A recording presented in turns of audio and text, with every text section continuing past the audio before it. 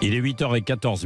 Lévi sans interdit comme chaque matin du lundi au jeudi avec vous et Elisabeth Lévy. Bonjour. Bonjour Patrick, bonjour à tous. Il y a ces propos d'un député du Rassemblement national sur les mères au foyer à l'occasion d'un débat sur le RSA notamment qui ont enflammé l'Assemblée nationale. Racontez-nous. Oui, alors ce député, c'est Jocelyn Dessigny qui est élu de l'Aisne et il s'agissait de débattre de l'instauration d'une activité minimale pour percevoir le RSA. Écoutez. Vous partez du principe qu'il faut inscrire tout le monde sur le fichier Pôle emploi et que tout le monde est employable et qu'il faut absolument mettre tout le monde au travail. Nous partons du principe qu'une mère au foyer, elle est peut-être mieux à la maison à s'occuper de ses enfants, si elle le souhaite, plutôt que vous l'envoyer dans un dispositif où elle va devoir réaliser 15 heures d'activité.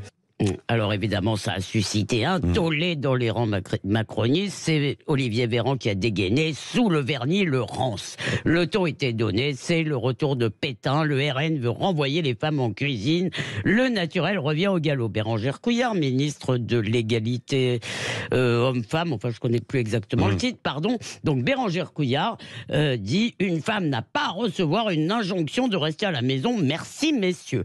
Eh bien, elle a dû rater les mots « si elle veut » dans les propos du député. Alors bien sûr, monsieur Dessigny est peut-être un brin conservateur, peut-être attaché à la famille à l'ancienne, ce n'est pas un crime.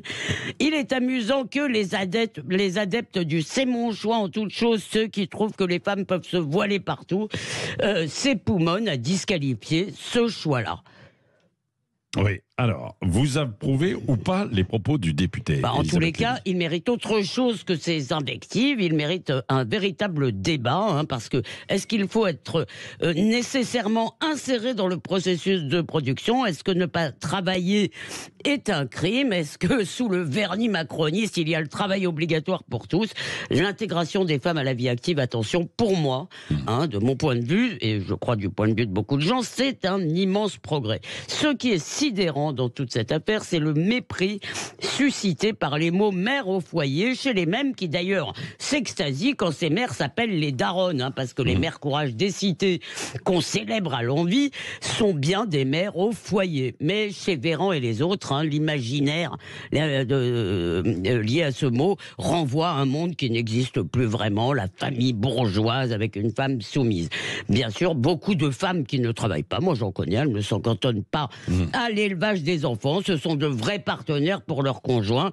Nos grands libérateurs devraient peut-être s'intéresser plutôt à toutes celles à qui leur mari ou leur tradition interdit de travailler. Elles n'ont pas le choix. Le choix de rester à la maison, de mon point de vue, il est parfaitement respectable. Mais attention, il a un prix.